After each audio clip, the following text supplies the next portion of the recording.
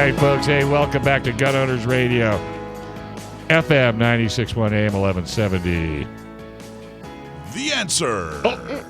Oh, nuts. That's all right. We'll get you next time. All right. Go get him, Joe. Freedom Warrior of the Fiercest Order is next. District 5 County Supervisor Jim Desmond. Wow, the Freedom Warrior, huh? Wow. Yeah, I don't write them. I just read it. I'm telling you. Hey, but self-defense and emergencies can happen to anyone, and there is no guarantee that the justice system will be on your side. Make sure you are protected for your legal battles after your self-defense battle. While you protect your family and property, U.S. Law Shield is here to defend you 24/7, 365 days a year, with comprehensive self-defense coverage at an affordable price. Bad guys don't take days off, and neither does our coverage. Listeners get a free T-shirt when you use promo code Gun Owners Radio. So sign up today. Go to uslawshield.com.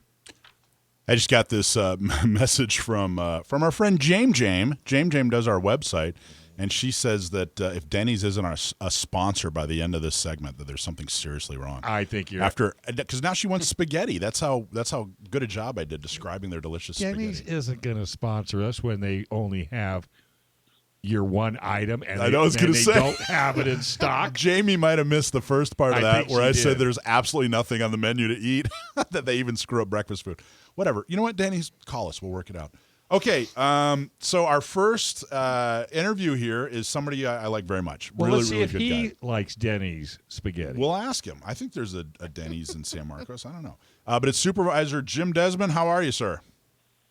Hey, Michael, I'm doing well. I'm enjoying, I guess, the hours before Halloween. Yeah, nice. Well, let me ask you, before we go any further, we just did a little segment here. Are you a fan of spaghetti at Denny's by chance, Jim? You know, moons over my hammy is my go-to at Denny's. That might be we might have to just ask, that's our new standard question in any interview. What's your favorite thing at Denny's? That's my co-host favorite. She texted me. She goes, no, moon's over Manhattan. Oh, my God. So for those who don't know, if you've been living under a rock for the past year and a half, Jim Desmond is the county supervisor. The county. How do I describe, Jim? This is how I describe to people who don't really know what the Board of Supervisors does. I tell them it's like the city council, but for the county. Is that a pretty good explanation? Yeah, that's pretty close. Yeah, and we do everything the cities don't want to do. So we deal That's with a lot. all the kind of unfortunately health issues and social ills, and courts and jails and public defenders and registrar of voters, all those type of things that I guess encompass all the cities is what the county does. And you've been extremely busy over that. I mean, normally it's especially in San Diego, the county is a pretty well-oiled machine. I mean, the roads are better than most of the cities. The budget's usually balanced. It's only really been the last couple of years, and especially during COVID, you guys had a lot on your plate, right? I mean, it's been an extremely challenging year and a half. Oh, absolutely. And nobody even knew what a county supervisor was. I don't think it was very limited, because things were going well. Things were running. And like you said, we balanced budget and things that people care about were just kind of taken care of. But no, this COVID thing, and nobody warned me there was going to be a pandemic when I ran for this office. But they should warn you. They should say something about that. They should have, yeah. Say, hey, coming up soon.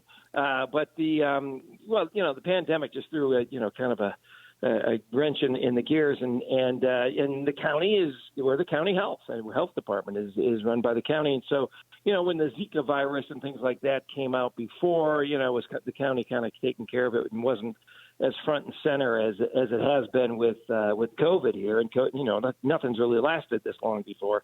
So it's come to the attention, which is good. People should understand government and what's going on and what the representatives do for them or don't do for them for those matters. But it's been a very busy year. It's too bad it took a pandemic for people to take a civics lesson, but I guess you're right. It is. It's good that people finally know what's going on as far as the county. But so I want to talk more about COVID and some of the challenges in the next segment. But I really want to talk about you had a really interesting path to your current position. I want to talk a little bit about it. You and I first started or got to know each other and started talking when you were the mayor of San Marcos. But what got you into politics? Just volunteering, is really kind of what got me there. I started out. My kids were at kids elementary school. They needed people on the parent-teacher organization. So I said, okay, I'll do it. And I stepped up, and they made me the president. And I had 12 moms that did everything, and I ran the meetings. And then, I had a business in town, so I got on the Chamber of Commerce, volunteered on that board. That was on the Economic Development Commission, and then just kind of what I found out in life is the more you volunteer, the more responsibility people will give you. And so I just kept volunteering, and I'll do the job if people will have me. And, if not, that's okay too. But so it was a path of volunteering, and it still, pretty much still is. Now, I didn't know what business did you run, or what type of business did you have? Well, I was an airline pilot for 33 years is what I was for Delta, but I had a wet engineering degree when I got hired by Delta. And so I started an engineering company in the 90s, and we kind of followed the dot-com boom and era and things like that. And then 2001, the dot-com era sank, and so did my little company. But we did technical writing. We, for all those gadgets and things that you bought in the 90s, the tech stuff, all came with a little manual. And somebody had to write those manuals. And so I had a team of people that we kind of went into, I had Sony, I had Motorola contracts with AT&T and things like that, to where, so they didn't have to have a technical writing staff on hand. We did that for them. And so it was it was a nice little side gig and kept me busy and had, like I said, up to 35 employees. And so we did pretty well for about 7 or 8 years, and then the economy tanked. And so I went back to flying airplanes, and then I got involved with politics. Nice. So you weren't a pilot for those 7 years, or were you kind of doing both? No, I was doing both. The same thing with the mayor. I was, I kind of managed and got it running, and then I hired somebody to run the company, and I was kind of the head cheerleader and getting contracts and stuff like that. But I hired somebody else to do the day-to-day operations, and so now, the flying gig was great. It was only, I flew 12 or 14 days a month, and then home the rest. That's how I was able to, do the mayor job at the same time. But county supervisors, full-time job, yeah. So I retired a little over a year ago. Do you miss it? Do you miss flying? Yeah. Absolutely.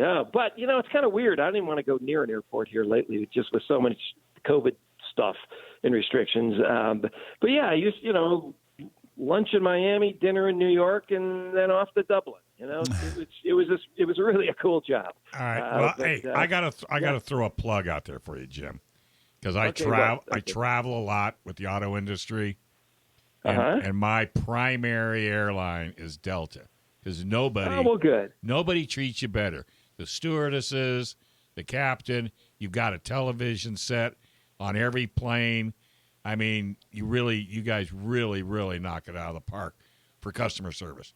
And you land better than anybody else, because I've been stuck on a couple other ones. We must be hurting for sponsors. First Denny's, now Delta. We're going big, man. Hey, have you been in Delta lately? How's their spaghetti?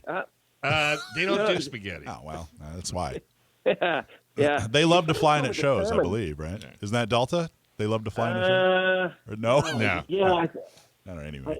We get you there. That used to be Western. I don't even remember. We've gone through so many slogans. I can't. Oh remember. My gosh! Yeah. But hey, somebody told me the salmon is really good at Denny's. Not to keep going back there, but somebody. They were out of the salmon that night too. We went there. They were out of the spaghetti and the salmon. That was the other thing they were out of. And this is where he takes his wife for their anniversary. Well, can you believe that? I mean, it was only our 14th. 15th. Oh, I see. Oh, you're just going to keep digging deeper and deeper. 15th we'll go to In-N-Out. Oh, okay. So yes, and In-N-Out is the place to visit now. Yeah, really, no kidding. So what made us? Were you on the city council first and then went to mayor, or how did all that happen? Yes. Well, I was on the planning commission. I started on that economic development commission because I had the business in town, and I was trying to, interact with other business leaders, and So then somebody just asked me, hey, you want to run for council? I was like, oh, sure. And so I ran for city council, and at the time we were fighting over Walmarts and cement plants and stuff like that. And yet we had the Cal State University of San Marcos, we had Palomar College, we had University of St. Augustine. We were a college town and didn't really act like it or know it. So I was on the city council actually for only 2 years. Had some hubris and ran for mayor in my first term of city council, and I won that, and I was mayor for 12 years. And then after being mayor for 12 years, Bill Horn was termed out as the county supervisor representing North County. And so he was termed out, and I was termed out. And so I said, well, I'll keep going if people will have me. And I try to do just a common sense. I equate a lot. I don't know how much time you have here, but I keep going. Equate a lot to flying and government. Or running government. I mean, flying the airplane, safety is number one. Okay, so police and fire departments and are number one in the city. So safety is number one. Number two is proper management of your resources. So in the airplane, it's your fuel, number one, and you never run it on fumes or land on empty. And your resources of air traffic control and the weather and the flight attendants and the crew and all the systems of the airplane are the resources where, as running a city or government is taxes and dollars and grants and all those types of resources. So if you properly manage those, the third step is quality of life. If you get the first two right, quality of life is bound to happen, and parks, roads, and things like that. Parks and trails and things like that for quality of life, and then smooth landings and smooth air is kind of the quality of life. So or quality of flying. So I equate a lot what I do or did when I was captain of the airplane and managing all of that to this to politics. It's safety is number one, proper management of resources, and quality of life. Well, you did such a good job that, and I want to talk about this in the next segment, that San Diego County Gun Owners honored you with an award at our annual gala. And I want to talk a little bit about that and talk about how hard it is, or how hard it was, and probably still is as far as COVID goes. But we got to do that after the break. So we need to get Biden a pilot license. Is that what they're? Is that the story we got here? Yeah. Do kamikaze pilots need a license? Oh, never. All right, folks. Welcome back to Gun Owners Radio, FM 96.1, AM 1170. The answer. Come on, Mike, get with the program, will you? Your producer here is telling you you're next. I'm gonna get notes. I'm telling you, I hate to say it. Hey, folks, our freedom of speech is just as important as our freedom of self-defense. We are so thrilled to support an American company like MyPillow. Go to MyPillow.com and use the promo code FREEMARKET3. What do you get? 66% off America's best pillow. You can get a great night's sleep and enjoy the satisfaction of supporting companies fighting against cancel culture. That's MyPillow.com and use the promo code FREEMARKET3 for up to 66% off. All right, back to Mr. Jim Desmond. County Board of Supervisors, yep. Moons over Miami. Well, that makes sense for a pilot to like moons over Miami. I think so, too.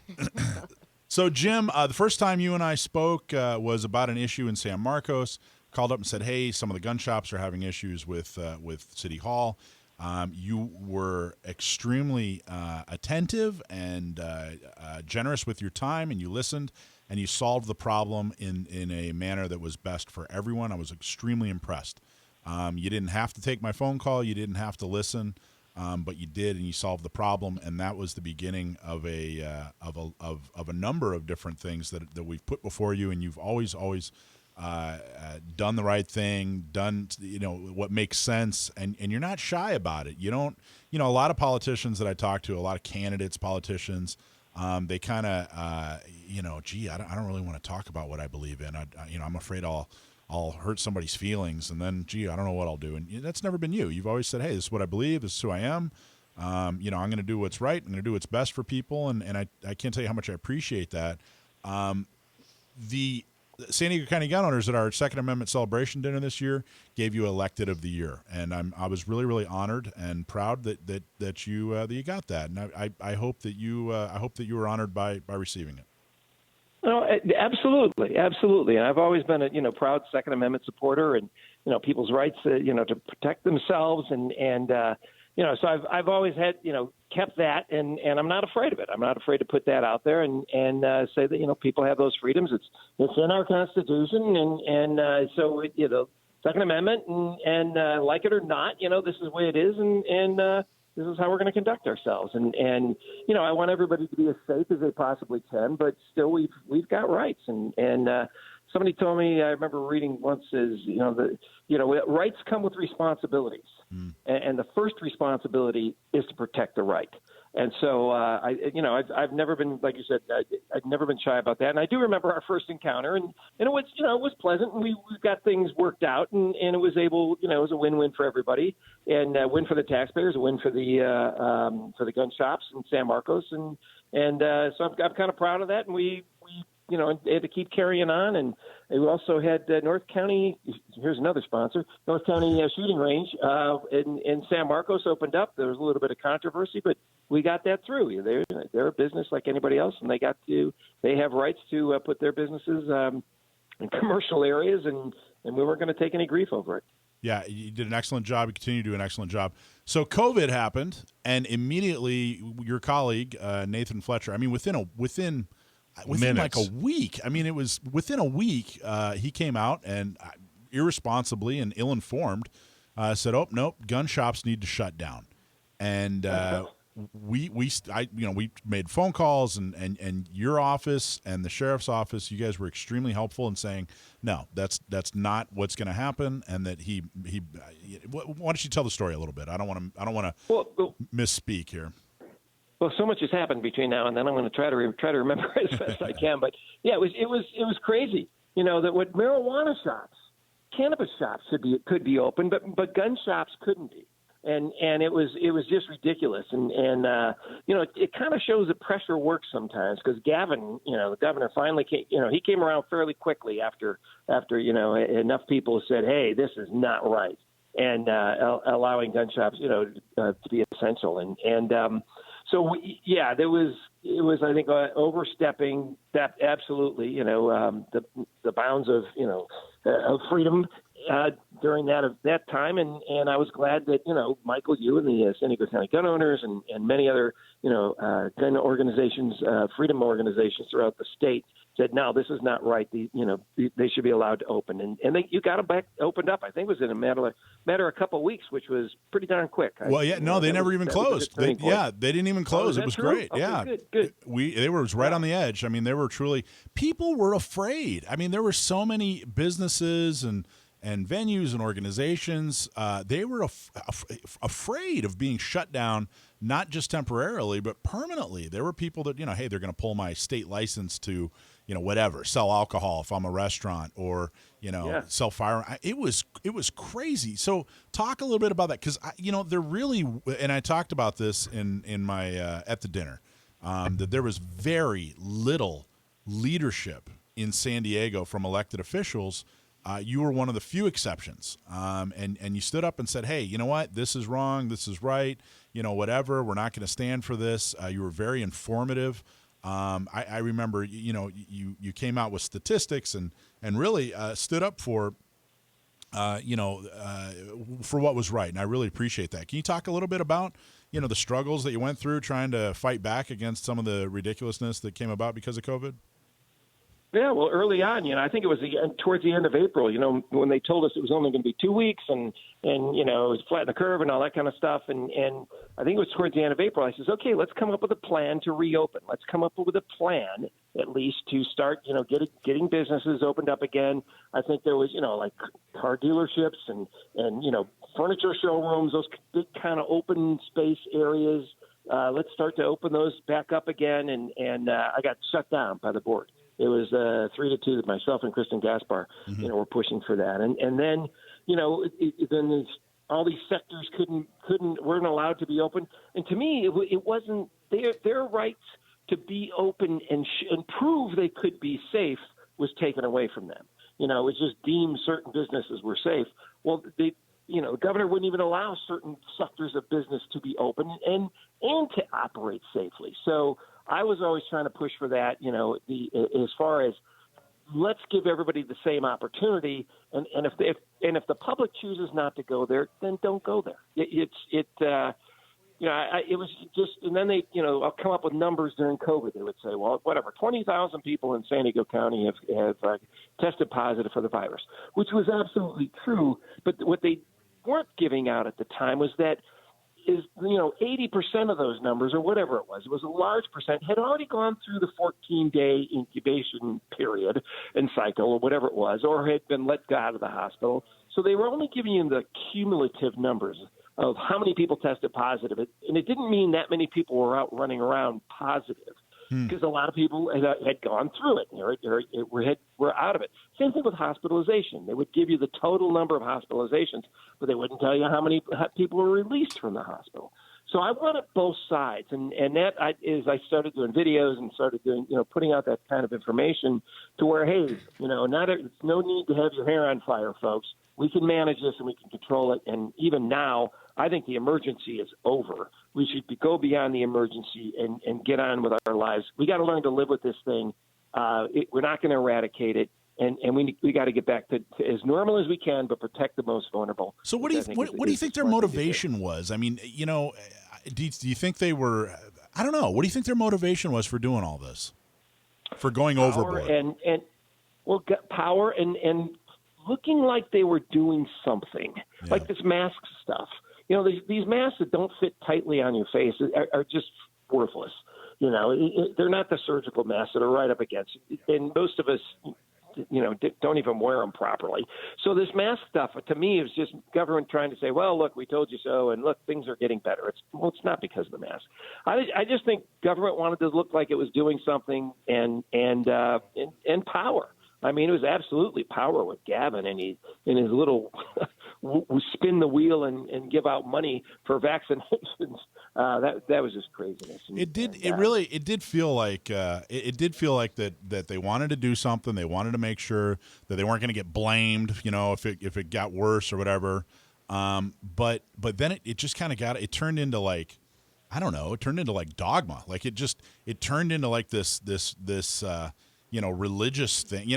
Lines were drawn, and you were either on the left side or the right side of the lines, and then things just got nasty, and you couldn't even, all reason and logic just went out the window. And but it seemed like it started out as a real true, hey, we really want to do something good, but then it like so often, their good intentions just led to a big, huge mess, an enormous mess. Well, yeah. Well, and even with the vaccinations, I mean, 80 to 85% of the people are vaccinated in San Diego County. You're not going to get any better than that. I mean, let's get over this. To get that many people to agree to anything is a feat in and above itself, and now to get to 100% or anything like that is craziness. And 85%, like, okay, so there's like 3.5 million people in San Diego County, right? Yes. So 85%. 85% of the 3.5 million? I got to re-quantify. About 3 weeks ago, 80%. I know it was 80% of the people in San Diego County had gotten fully vaccinated. Men, women, and children, all ages. Those that were qualified, not all ages. Okay, all right. Well, that makes more. I was going to say, wow, holy cow. Because it wasn't approved for 16 and under. But 80% of everybody 16 and older had been fully vaccinated. 90% of that same number had at least one vaccination. So I'm just kind of guessing into the future here. It's probably about 85%. But I know for a fact 3 weeks ago it was 80% of those eligible for vaccinations got them in San Diego County. I mean, that's huge. Why is anything closed? Why are there any restrictions? Why is anything closed at this point? Or why are we still wearing masks? Or why? I don't get it. So to be honest, I don't even know what's still closed. I think most things are open at this point in time. Well, I guess that's true. I can't really think of any. Are there any restrictions, Joe? Can you think of any restrictions? Yeah. Wait. There's some on churches still, like the number of people indoors. There's some of those restrictions still. I know. Oh, you know what? I know that there's like our dinner. We had to cap it at 999 people. Because if it was 1,000 or more, we had to show like vaccines or whatever. So we had So I assure you, Jim, we only had 999 people. I absolutely agree. I counted. I'm sure you did. Wasn't there? Hey, can you say, Jim? I got a special little guy here. His name's Jackson. He's here in the studio with me and with his service dog Chase. And how old is he? How old are you? 8. 8 years old. He's our newest co-host. I was just wondering if you could just say hello to Jackson, Jim. Jackson, hey, hello. How you doing? Good, how are you? I'm doing very well. Jackson, what you have a service dog? What's your dog's name? Chase? Chase. Oh. Yeah, and Chase has he has like 20,000 followers or something like that on Instagram, right? Hey, he just got a Chase. He just got a Chase sticker on a dwarf car out at Verona Speedway. Yeah, thanks to Brittany. So Brittany was nice. gosh. Yeah, so he's a very popular dog. Yeah. Oh, well, that's great. That's great. Well, is he going to be taking over that? What is he like at Denny's? Yeah, What is Jackson like at Denny's? Definitely their pancakes. There you That's an go. awesome answer.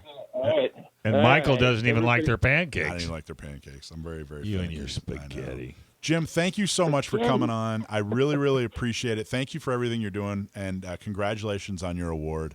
And keep up the great work. Thank you very much. I'm very honored with the award, and it's sitting on my desk right now. So thank you very much. I appreciate it. All you've done, Michael, as well, and you do it here with this show, and for freedom-loving Americans and San Diegans especially. Thanks. All right, buddy. Thank you very much. Can't wait to see you, Governor. Thanks for watching this clip from Gun Owners Radio. You can watch us live every Sunday from 4 to 6 p.m. California time, right here on our YouTube channel, or if you're in the San Diego area, you can listen to us on 1170 a.m.